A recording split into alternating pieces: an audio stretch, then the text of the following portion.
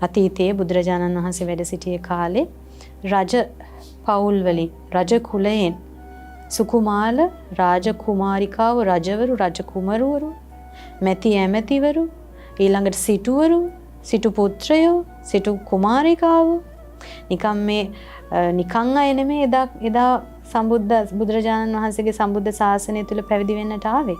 ඒ වගේ මහා සැප සම්පත් විඳපු මහා ආඩ්‍ය වූ මහා භෝග සම්පත් වලින් යුක්ත බලයක් තිබ්බ මේ සමාජයෙන් බලපෑමක් කරන්න පුළුවන් පවුල් වලින් තමයි බුදුරජාණන් වහන්සේ ළඟ ඇවිල්ලා උතුම් පැවිදි භාවයට පත් වෙලා ආර්ය මහා ශ්‍රාවක සංඝරත්නය හැටියට වැඩ වාසය කළේ.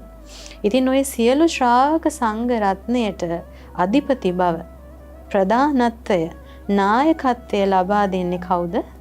බුදුරජාණන් වහන්සේ. ඒ නිසා අපගේ බුදුරජාණන් වහන්සේ සංඝේශ්වර කියලා හඳුන්වනවා. සංඝයාට ඊශ්වර.